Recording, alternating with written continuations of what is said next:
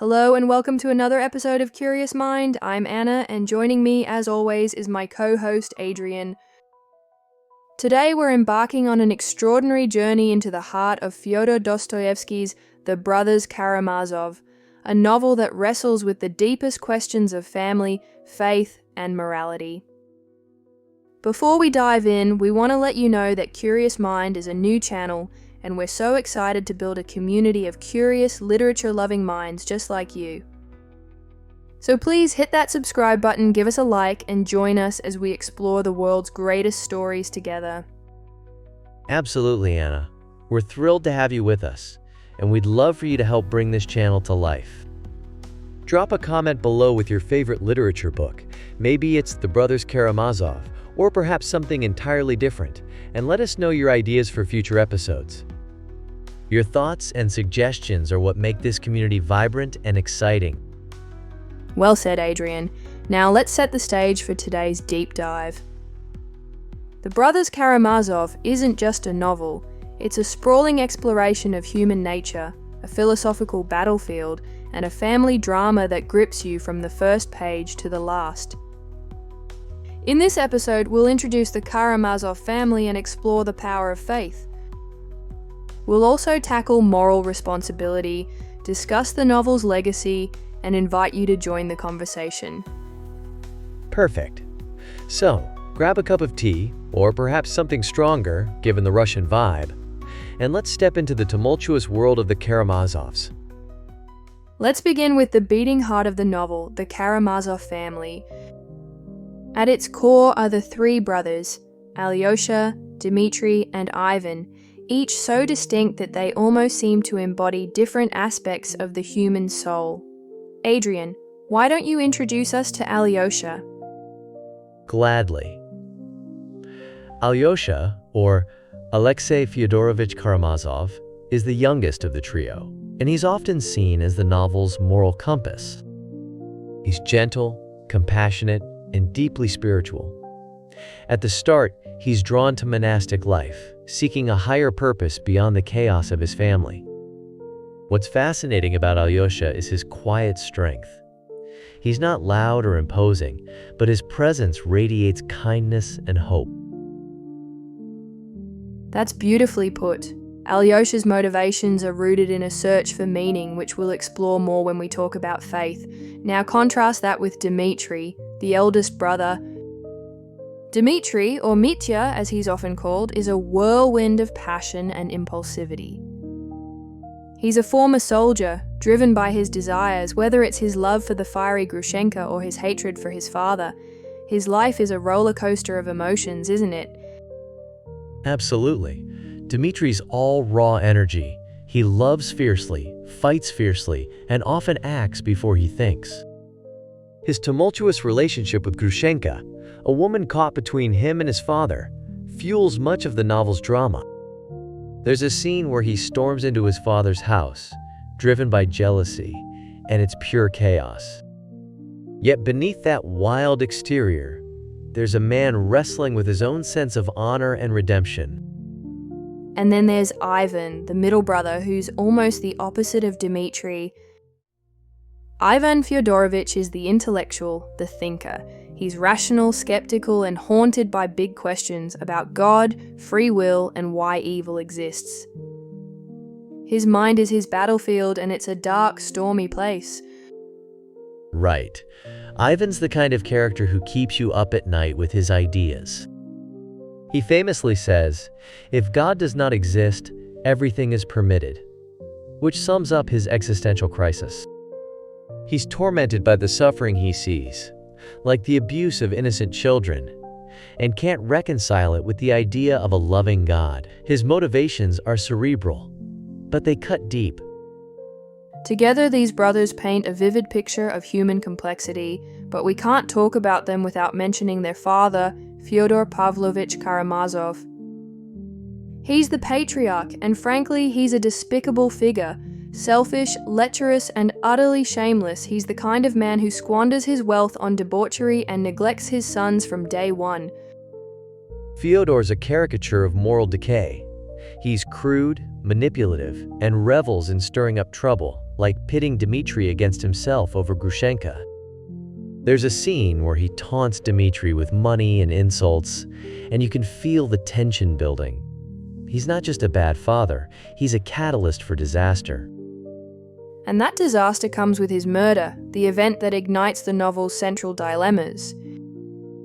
Fyodor's death is brutal and mysterious, found bludgeoned in his home, and it sets off a chain reaction. Dmitri is accused, but the question of who's truly guilty legally and morally hangs over the story like a dark cloud. It's a turning point that forces everyone to confront their own roles. Was it Dmitri's rage? Ivan's indifference? Or even Alyosha's failure to intervene? The murder raises questions of guilt, innocence, and justice that echo through every page.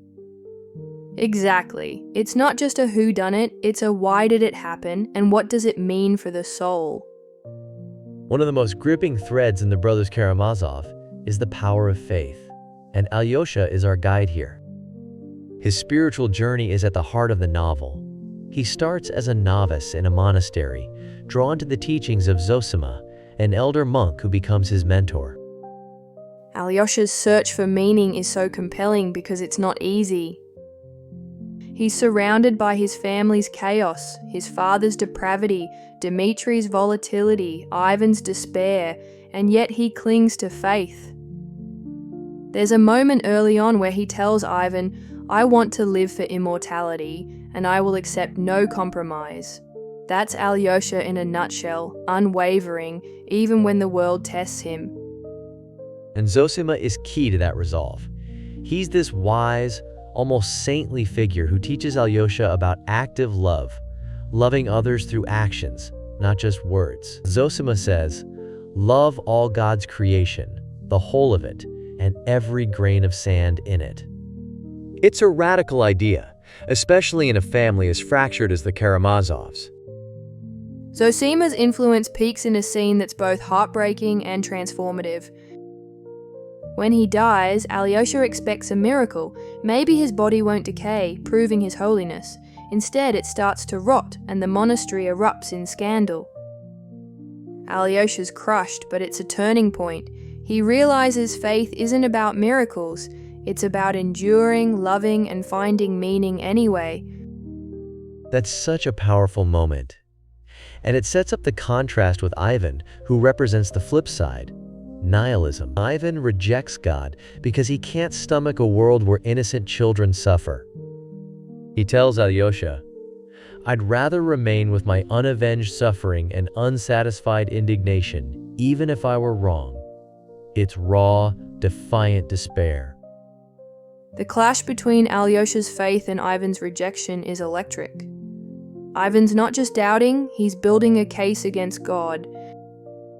His Grand Inquisitor story, where he imagines Christ returning and being condemned by the church, is a masterpiece within the novel. He argues that humanity craves security over freedom, and faith is too heavy a burden. Alyosha's response is simple but profound. He kisses Ivan, echoing Christ's silent love in the story. It's not an argument. It's a gesture that says, "I see your pain, and I love you anyway." That tension, faith versus nihilism, defines their relationship and the novel's soul.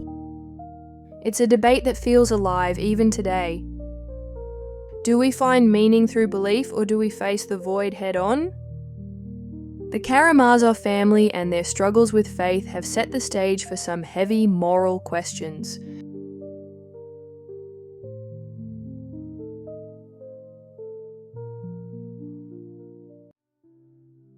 Adrian, let's start with Dmitri. His story is a storm of passion and consequences that really challenges our perceptions of morality. Dmitri Karamazov is indeed a force of nature. His love for Grushenka consumes him, but it's inextricably tangled with his hatred for his father, Fyodor Pavlovich. There's a pivotal scene where he nearly kills Fyodor over her. It's a clash of raw emotion, all fists and fury. The heat of the moment is too much for him to handle, leading him to extreme actions. And then, when Fyodor is murdered, Dmitri becomes the prime suspect.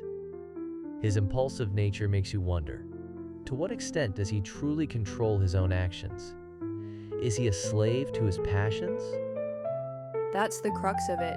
Dmitri is not inherently evil. He possesses a sense of honor and a genuine desire for redemption. However, his unchecked desires and extreme emotions drag him into moral gray areas. For instance, when he steals money to win over Grushenka, he is torn by guilt afterward and agonizes over how to return it. This reflects a classic struggle between passion and duty, between what he wants and what is morally right. Exactly. And then, there's Ivan, whose torment unfolds in the depths of his mind. Unlike Dmitri's physical confrontations, Ivan wrestles with profound existential questions. He asks Alyosha whether a truly good God can exist when innocent children suffer, poignantly stating, "It's not worth the tears of that one tortured child." That haunting question lingers in Ivan's consciousness, illustrating the weight of moral responsibility. Ivan's philosophical exploration reaches its zenith in the Grand Inquisitor parable, which takes the discussion to another level. Here, Ivan suggests that free will might actually be a curse. If God granted us freedom of choice, then he bears responsibility for the evil we choose to commit. It's a chilling and powerful argument that leaves Ivan spiraling deeper into despair and doubt. Although he doesn't physically kill Fyodor, his ideas have a catastrophic influence, notably on Smerdyakov, their illegitimate brother, who does commit the act. So, is Ivan culpable in that sense? That's the kicker of the novel. Smerdyakov taunts Ivan, saying, "You knew I'd do it," and this accusation drives Ivan to madness. The narrative doesn't provide easy answers. It poses the question, how far does moral responsibility extend? Dmitri acts impulsively. Ivan thinks critically, yet both suffer immensely for their perceived wrongdoings. Their struggles force us to reflect on the nature of guilt and accountability. And these philosophical debates ripple out into larger societal questions. The themes of good versus evil and justice versus mercy come to a head in the trial scene, where Dmitri's fate hangs in the balance. Dostoevsky doesn't merely tell a story, he puts humanity itself on trial. The courtroom becomes a microcosm of moral inquiry, exposing the flaws and complexities of human nature. Which brings us to the novel's legacy. The Brothers Karamazov acts as a mirror to human nature, reflecting our loves, our hates, our faith, and our doubts. Every character feels vividly real, because they are essentially us, embodying all our messy, imperfect qualities. Absolutely. Alyosha's hope, Dmitri's passion, Ivan's despair, they resonate on a universal level. The novel prompts us to ask timeless questions. Why do we suffer? What is the purpose of goodness? How do we grapple with our own moral failings? I believe that's why it continues to resonate with readers today. It's fascinating how relevant the Brothers Karamazov feels, even in contemporary discussions. We're still debating concepts of justice.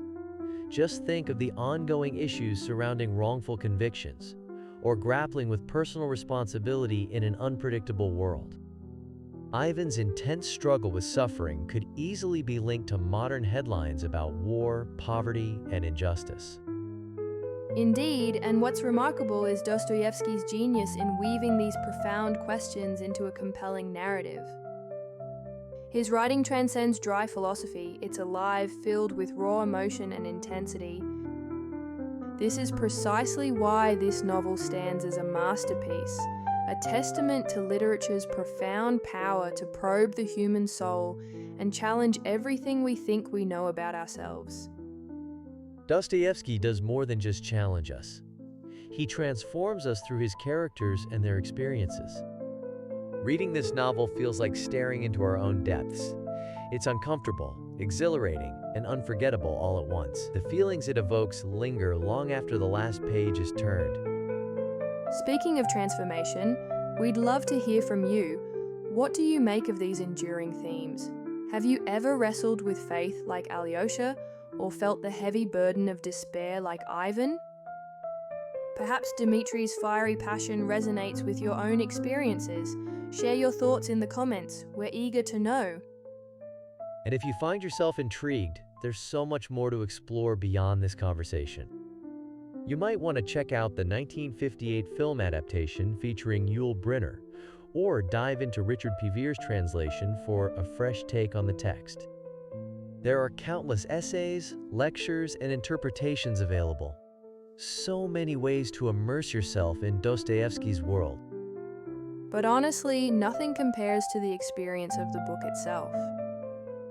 I urge you to pick up the Brothers Karamazov and let it shake you to your core. It has the power to transform your understanding of morality and existence. It's worth every page. Thank you for joining us on this epic journey through the Brothers Karamazov. Don't forget to subscribe, like, and comment with your favorite books or ideas for future episodes. Until next time, let's keep our minds curious and open. Goodbye for now.